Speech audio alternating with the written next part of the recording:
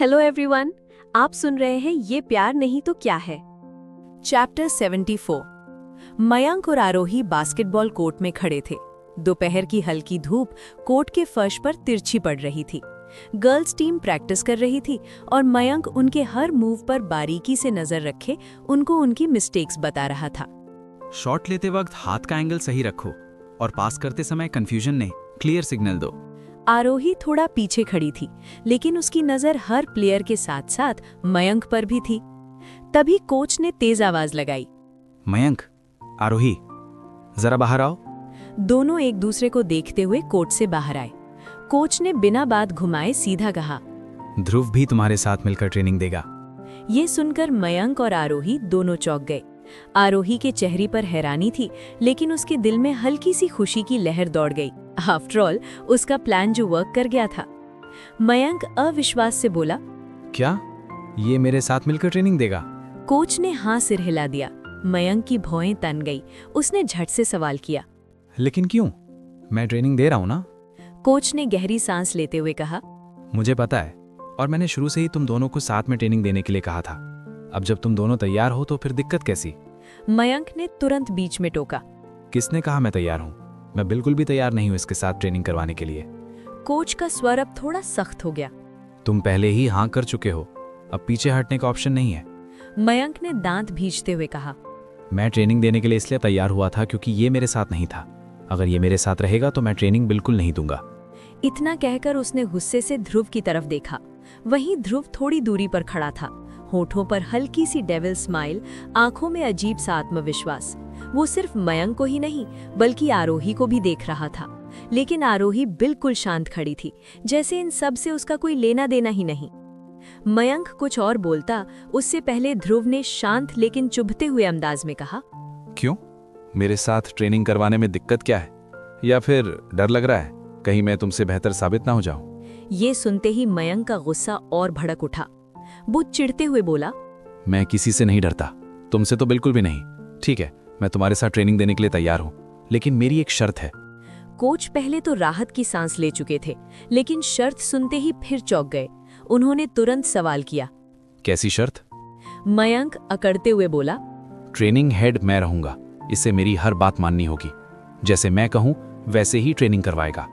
ये सुनकर कोच, ध्रुव और आरोही तीनों एक साथ चौंक गए। कोच कुछ कहते उससे पहले ही ध्रुव ने हाथ उठाकर उन्हें रोक दिया। नहीं, मैं किसी की ऑर्डर फॉलो नहीं करता। अगर तुम्हें हेड बनना है तो मुझे हरा कर बनो। मयंक ने कंफ्यूज होकर सवाल किया। मतलब?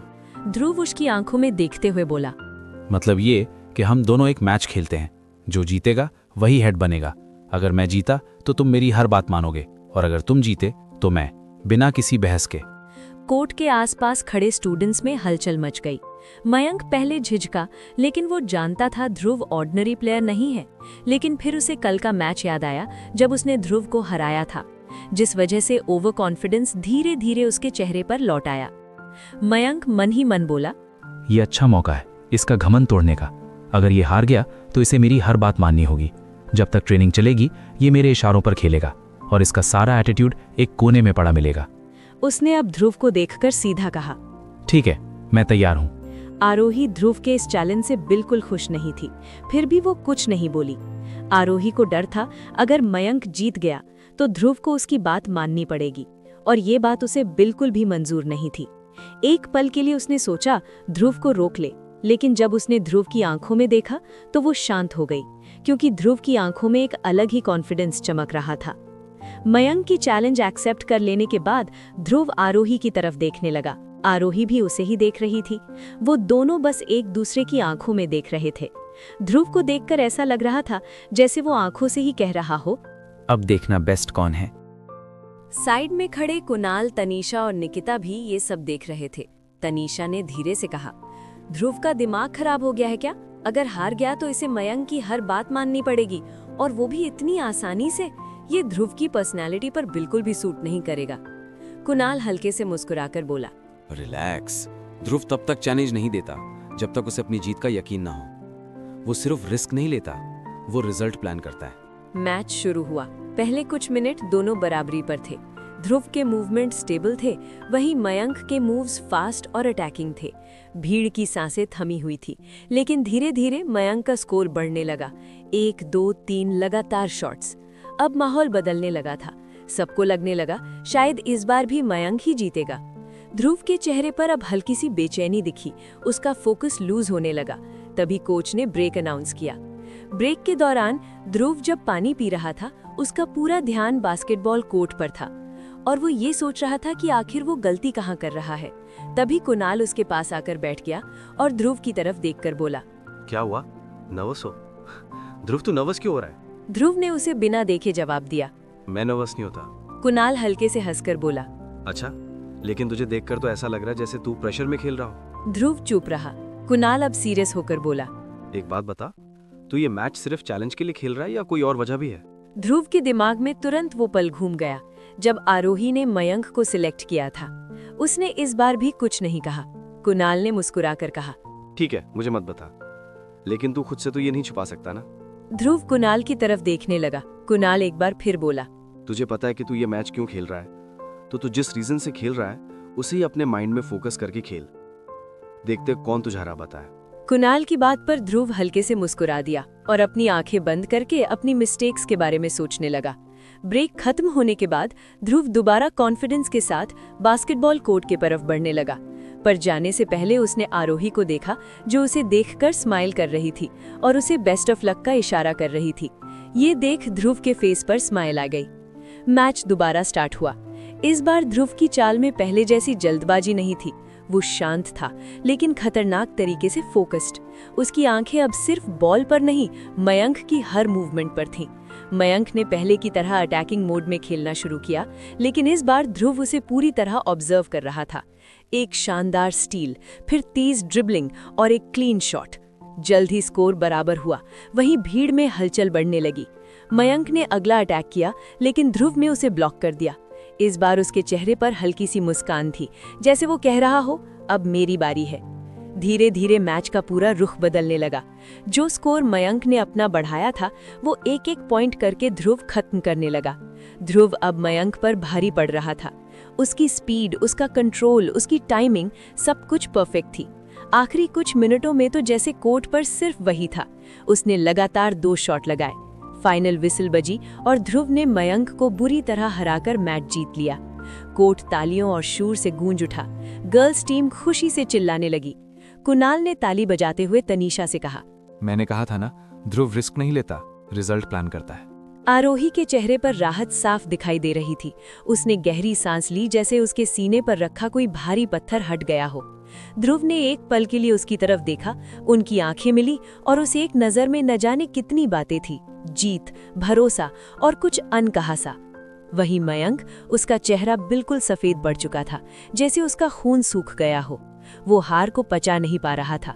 हाथों की मुट्ठियां भींचे वो खड़ा था। उसकी नजरें जमीन पर थी और उसका अहंकार पहली बार इतने लोगों के सामने टूट गया था। ध्रुव उसके पास आया, कुछ सेकंड तक चुपचाप उसे देखता रहा, फिर अपने उसी प्राउड ऑरा के साथ बोला, अपनी शर्त याद है ना? मयंक ने दांत भींचते हुए कहा। मैं अपनी बात से पीछे नहीं हटता। ध्रुव हल्का सा मुस्कुराकर बोला, गुड, क्योंकि मैं पीछे हटने भी नहीं देता। दूसरी तरफ चिराग अपने कमरे में अकेला बैठा था। कमरे की लाइट जल रही थी, लेकिन उसका मन जैसे अंधेरे में डूबा हुआ था। वो लगातार एक ही बात सोच रहा था, ऐसा क्या करे कि कृति उसे पूरी तरह माफ भले ही ना करे, लेकिन उसे इग्नोर करना तो बंद कर दे। 4 साल, पूरे 4 साल वो उससे दूर रही थी। अब जब वो सामने है तो भी जैसे हजारों मील दूर खड़ी है। उसे कुछ समझ नहीं आ रहा था, आखिर वो करे तो क्या करे। अचानक जैसे उसे कुछ याद आया। उसने तुरंत अपना फोन उठाया और अपने असिस्टेंट को कॉल किया। उसके कॉल पिक करते ही चिराग ने कहा, मुझे कृति के ऑफिस की पूरी डिटेल चाहिए। वो किस पोस्ट पर है, क्या करती है, किसके साथ काम करती है, सब कुछ, जितनी जल्दी हो सके। इतना कहकर उसने कॉल कट कर दिया। कुछ सेकंड वो फोन को ही घूरता रहा, फिर खुद से बोला, 4 साल तक तुम मुझसे दूर भागती रही, लेकिन अब नहीं। अब तुम जितना मुझे अवॉइड करने की कोशिश करोगी, मैं उतना ही तुम्हारे करीब आऊंगा। देखते हैं इस भागम भाग में आखिर जीत किसकी होती है। इतना कहकर उसके होठों पर हल्की जिद्दी सी मुस्कान आ गई। थोड़ी देर बाद असिस्टेंट का कॉल आया। चिराग ने झट से कॉल पिक किया। दूसरी साइड से असिस्टेंट ने बोलना शुरू किया। सर, दरअसल मिस कृति किसी कंपनी में जॉब नहीं करती। वो सिर्फ एक कंपनी के एडवाइजर हैं, वो भी कुछ महीनों के लिए। चिराग की भौएं सिकुड़ गईं। उसने हैरानी से सवाल किया। साफ साफ बताओ, घुमा फिरा कर मत बोलो। असिस्टेंट ने समझाते हुए कहा। सर, दरअसल मिस कृति एक प्रोफेसर हैं। वो अपनी फ्रेंड मिस रचना के साथ कॉलेज में पढ़ाती हैं, लेकिन उनके एक कॉलेज फ्रेंड हैं मिस मेहा। उनके भाई उसी कंपनी के लीगल एडवाइजर हैं। किसी इमरजेंसी के चलते उन्हें एक भरोसेमंद असिस्टेंट की जरूरत थी। इतनी जल्दी कोई काबिल इंसान मिलना मुश्किल था, जो काम समझे भी और जिम्मेदारी से निभाए भी। उनकी पुरानी असिस्टेंट पहले ही जॉब छोड़ चुकी थी। इसी वजह से मिस कृति अपनी दोस्त की हेल्प के लिए कुछ समय के लिए उन्हें असिस्ट कर रही हैं। कॉल कट गया। चिराग कुछ सेकंड तक फोन को देखता रह गया। कृति किसी को असिस्ट कर रही है, ये बात सुनकर उसे जरा भी खुशी नहीं हुई, बल्कि एक अनजानी इनसिक्योरिटी महसूस होने लगी थी। चिराग फ्रस्ट्रेट होते हुए बोला, ये मुझे इतना अजीब क्यों लग रहा है? मैं पागल हो जाऊंगा। मुझे सब कुछ जानना है, हर बात। शाम को रचना आएगी, उसी से पूछूंगा। तो गाइज, आज का चैप्टर तो यहीं खत्म होता है। अगर आपको मेरी ये कहानी पसंद आ रही हो तो वीडियो को लाइक करें, अपने फेवरेट मोमेंट को कमेंट में जरूर शेयर करें। आपके हर एक कमेंट से हमें और लिखने की हिम्मत मिलती है। और हाँ, मेरी चैनल को सब्सक्राइब करना ना भूलें। साथ ही बेल आइकन जरूर दबाएं ताकि इस जज्बाती सफर का कोई भी हिस्सा आप मिस ना करें। अगले चैप्टर में फिर मिलेंगे, कुछ नए मोड़ों, कुछ अधूरे अल्फाजों और बहुत सारे एहसासों के साथ। तब तक के लिए bye bye and take care.